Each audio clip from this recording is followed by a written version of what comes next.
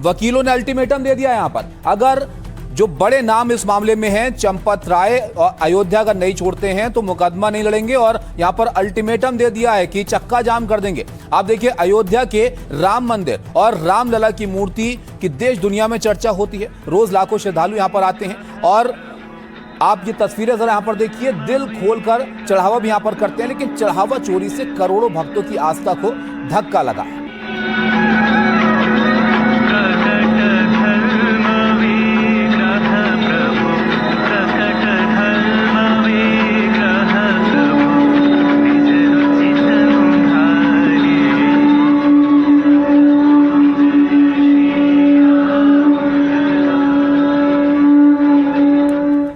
अब ये मामला ऐसा है कि करोड़ों भक्तों की आस्था से जुड़ी हुई है, और इस मामले में एसआईटी जो जांच कर रही है उसमें उम्मीद यही है कि एसआईटी की जांच में बड़े खुलासे यहां पर हों और अंजाम तक ये मामला यहां पर पहुंचे। लगातार एक्शन लिए जा रहे हैं, वो विपक्ष के हमलों का जवाब भी दे रहे हैं, और पुलिस को कड़े एक्शन के निर्देश भी मुख्यमंत्री यहां पर दे रहे हैं। आज मुरादाबाद और पीलीभीत में योगी थे, और दोनों जगह से अखिलेश यादव पर हमला उन्होंने किया। उन्होंने मथुरा वाला चैलेंज भी यहां पर दे दिया। अब मथुरा की बात करिए, अगर सचमुच अपने को धार्मिक कहलाने का प्रयास कर रहे हो तो मथुरा वृंदावन पे खुल करके बोल दीजिए, श्री कृष्ण जन्मभूमि पर खुल करके बोल दीजिए, और बोलिए ना कि श्री राम जन्मभूमि मुक्ति के आंदोलन की तर्ज पर ही श्री कृष्ण जन्मभूमि की मुक्ति का भी अभियान चलना चाहिए।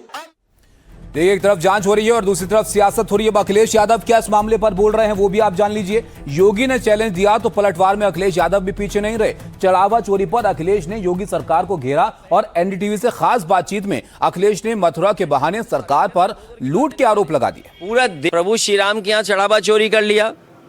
माखन चोर जिन्हें बोलते हैं, उनका भी चढ़ावा चोरी करने का इरादा है क्या आपका? तो आप कहाँ कहाँ चोरी करना चाहते हैं भाई? आपको पहले अपनी क्रेडिबिलिटी साबित करनी है।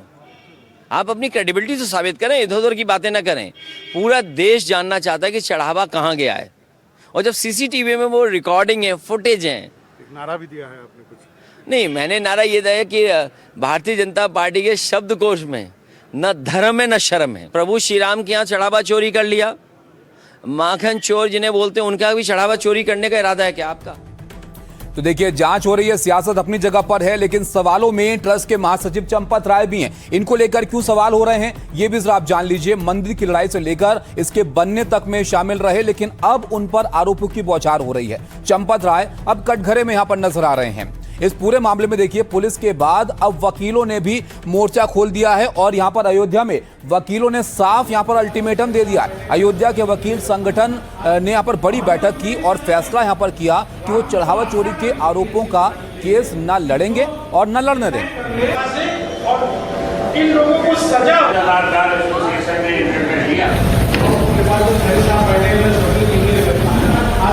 तो हमें उसमें भी सजा नहीं, राम जो आस्था का भी मिट्टी ऐसी बनानी चाहिए।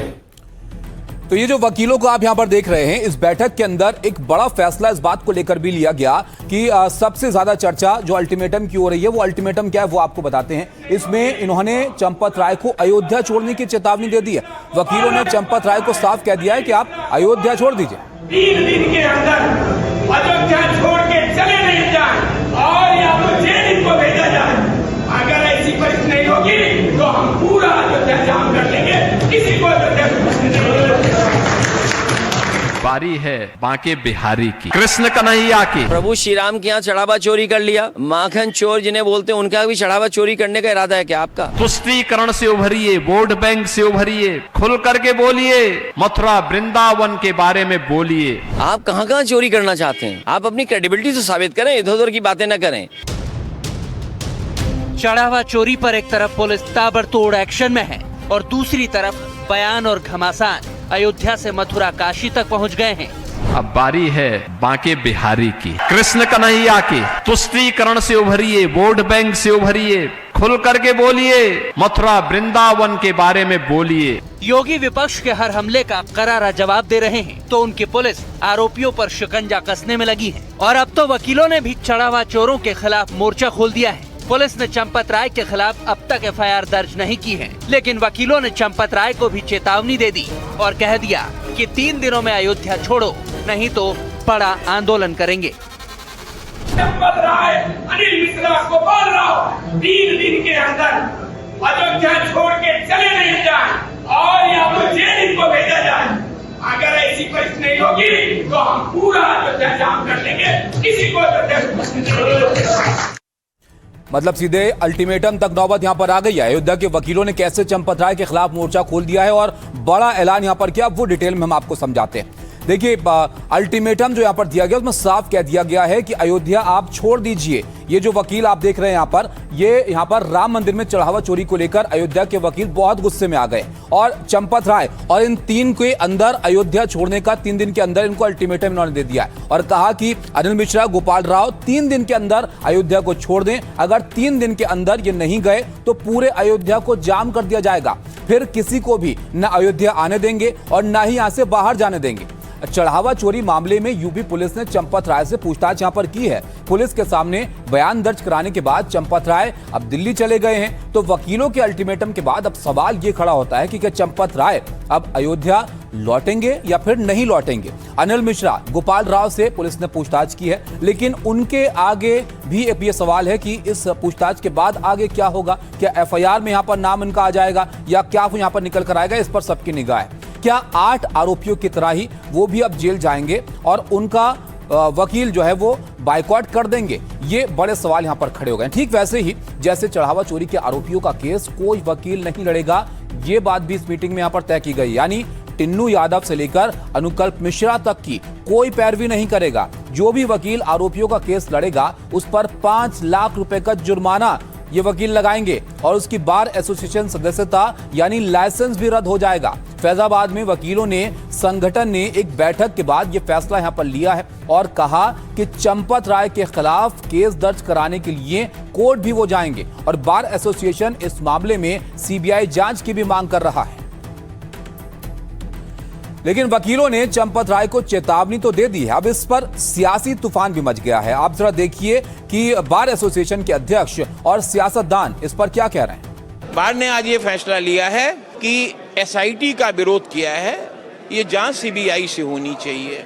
दूसरा ये कहा है कि जिलाधिकारी साहब को पत्र देंगे कि ये जिलाधिकारी और वरिष्ठ पुलिस अधीक्षक को कि मुकदमा दर्ज कराएं श्री चंपत राय, अनिल मिश्रा और गोपाल राव के खिलाफ, क्योंकि प्रथम दृष्टया लोगों का ये कहना है कि इसमें दोषी लोग जो है बचे हुए हैं।